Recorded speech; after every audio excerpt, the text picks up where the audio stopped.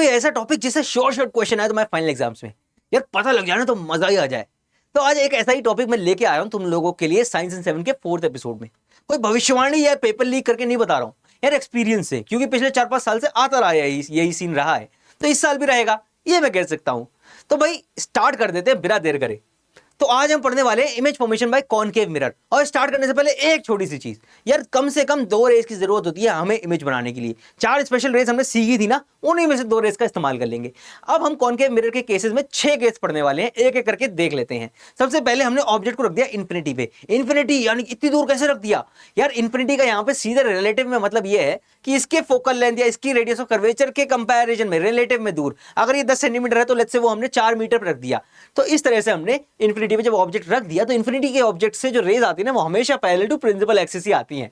और parallel to principal axis rays के साथ क्या होता है, हमेशा फोकस से पास करती हैं। तो देखो ये 2 भी आई और फोकस से पास कर गई, यहां पे टकराई, और जहां पे टकराएंगी वहीं पे तो इमेज बनेगी। तो यार हमारी पहले केस में जो इमेज बनती है ना वो कहां बनती है, फटाफट से यहां पे लिख भी लेते हैं। तो इमेज बनती है ना वो बनती है एफ पे, यानी फोकस पे।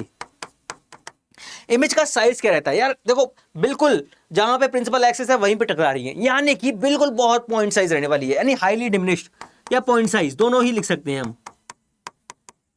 नेचर कैसे रहने वाला है यार, एक चीज हमेशा याद रखना, जो कॉनकेव मिरर होता है ना उसकी इमेज हमेशा ही रियल और इन्वर्टेड बनती है। रियल क्यों? क्योंकि रेज असलियत में मिलती है, नकली में नहीं। नकली में मिलती तो वर्चुअल बनती, लेकिन यहाँ पे रेज असली में मिल रही है इसलिए रियल। और रियल के साथ तो उसकी सेटिंग चलती है कौन? इन्वर्टेड। तो रियल और इन्वर्टेड, RI लिखने वाला हूं यहाँ पे सिर्फ मैं, R&I, रियल एंड इन्वर्टेड। ये हो गया पहला केस। फटाफट से सेकंड केस देख लेते हैं।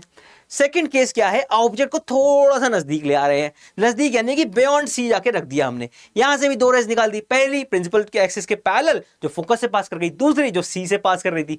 और सी से पास करती हुई रे हमेशा अनडेविएटेड ही वापस हो जाती हैं, तो ये कर दिया हमने। अब ये दोनों रेज इस तरह से आई कि ये यहां पे इंटरसेक्ट करती हैं बिटवीन सी एंड एफ, तो इमेज भी हमारी यहीं बनेगी। तो कहां बनी? पोजिशन क्या है? बिटवीन C एंड F, ठीक है।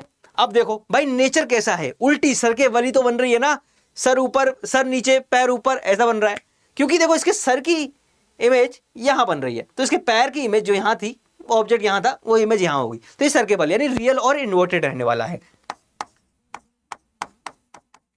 दूसरा और क्या दिखा है? और लिखा है भाई साइज। साइज देखो ऑब्जेक्ट बड़ा था, इमेज छोटी हो रही है, यानी कि थोड़ी सी डिमिनिश्ड रह गई है ना, तो डिमिनिश्ड लिख देते हैं।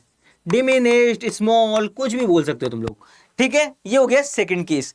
अब हम क्या करेंगे? ऑब्जेक्ट को थोड़ा सा और नजदीक ले आएंगे। जब ऑब्जेक्ट को थोड़ा सा और नजदीक ले आएंगे तो कहां पे आ जाएगी? अब हमारी ऑब्जेक्ट आ जाएगा सी पे। ये केस बहुत इंपॉर्टेंट है, डायरेक्ट क्वेश्चन में इससे मिल जाता है भाई, कॉन्सेप्ट्स मिल जाते हैं। कैसे यार? यहां पे ना इमेज और ऑब्जेक्ट का साइज सेम रहने वाला है, सेम पोजीशन रहने वाली है, तो यार इसको हमने सी पे रख दिया। जब हमने इसको सी पे रख दिया तो 2 रेज निकाल दी, एक जो फोकस से पास कर रही है, एक जो प्रिंसिपल एक्सिस के पैरेलल है। दोनों ही एक दूसरे की उल्टी सुलटी हैं, तो भाई जो पैरेलल थी प्रिंसिपल एक्सिस के वो फोकस से पास कर गई, जो फोकस से पास कर रही थी वो पैरेलल टू प्रिंसिपल एक्सिस चली गई। तो भाई यहां पे जाके दोनों ने इंटरसेक्ट कर दिया और यहीं पे हमें इनकी फाइनल इमेज मिल गई। इमेज कैसी मिली? इमेज मिली भाई, नेचर कैसा रहा? देखो सर के बल है ना, तो रियल रहेगी और इन्वर्टेड, तो यार रियल एंड इन्वर्टेड है।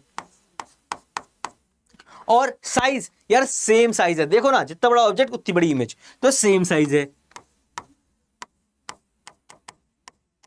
और पोजीशन कहां बन रही है यार? सी पे ऑब्जेक्ट था, सी पे ही तो इमेज है, तो एट सी।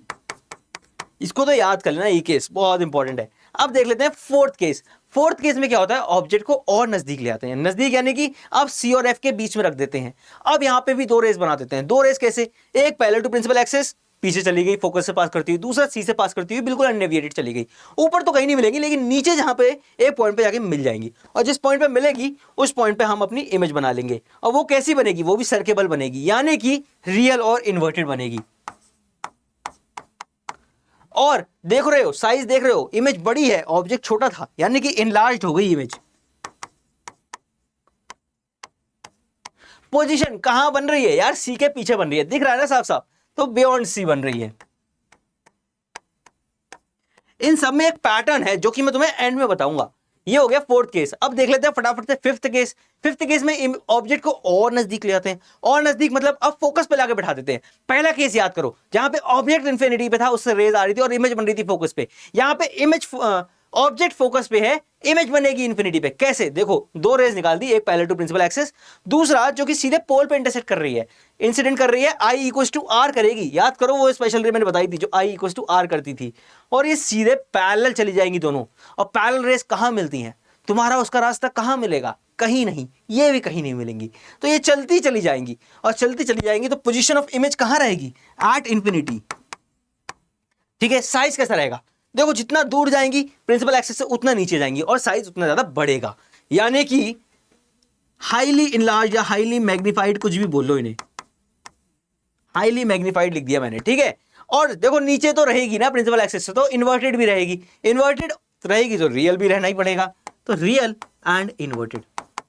ठीक है, ये है फिफ्थ केस। फटाफट से देख लेते हैं सिक्स्थ केस। सिक्स्थ केस में क्या है यार, ये बहुत इंपॉर्टेंट केस है, डायरेक्ट क्वेश्चन आया था तुम्हारा और इसके डायरेक्ट एप्लीकेशंस भी है, डिस्कस करेंगे अपन। कैसे यार, ऑब्जेक्ट को और नजदीक लाया, बिल्कुल इमेज के सर पे बैठा दिया। अब इमेज कह रही है मेरे सर पे ही बैठा दो, मुंह पे रख दो मेरे, तो इमेज परेशान हो गई है भाई, अपना मिरर फलांग के पीछे को जाके बैठ गई है। देखो पीछे को बैठी है ना, दिख भी रहा होगा। तो यार अब यहाँ पे कैसे सिनेरियो रहने वाला है?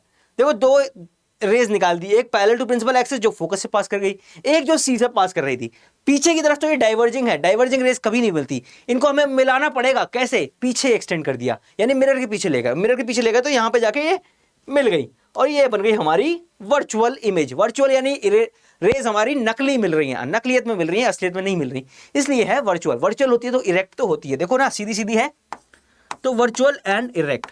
साइज यार ऑब्जेक्ट से तो बड़ी है, तो इसलिए साइज है इनलार्ज्ड। ठीक है, पोजीशन यार मिरर के पीछे रखी हुई है, मिरर के पीछे यानी कि बियॉन्ड मिरर।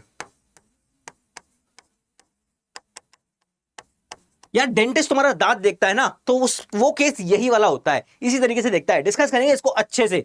ठीक है, अब फटाफट से इसको कंपाइल करके देख लेते हैं। यार ये है एक कंपाइलेशन जिसमें ऑब्जेक्ट की पोजीशन दी हुई है, इमेज की पोजीशन दी हुई है कि कहां बनेगी, और नेचर दिया हुआ है, वर्चुअल, इरेक्ट, कैसी साइज कैसा रहेगा, छोटा बड़ा सब कुछ दिया हुआ है, और साथ ही साथ डायग्राम्स भी दिए हुए हैं, इमेज फॉर्मेशन डायग्राम्स। यार एक बार अगर तुम्हें कंफ्यूजन हो रहा है ना कि किसकी इमेज कौन से केस में कैसे बनती है, तो ये याद रख लेना, एक छोटा सा पैटर्न है। धीरे धीरे ऑब्जेक्ट नजदीक आ रहा है और इमेज दूर जा रही है, जैसे तुम उसके नजदीक जा रहे हो वो तुमसे दूर जा रही है, ऐसे याद रखना। तो इसी पैटर्न को फॉलो करते हुए सारे हम याद कर लेंगे। बस एक सिक्स्थ केस है जो कि थोड़ा सा एक्सेप्शन है। ठीक है, तो भाई यहीं तक था आज का सिलसिला। अब मिलेंगे नेक्स्ट एपिसोड में, जिसमें कॉन्वेक्स मिरर के बारे में बात करेंगे और साथ ही साथ रिलेटेड न्यूमेरिकल्स, फॉर्मूला सब सीखेंगे। तो भाई अगर मजा आया, अच्छा लगा तो लाइक कर दो, शेयर कर दो, सब्सक्राइब भी कर दो, कोई नेक्स्ट एपिसोड मिस ना कर देना।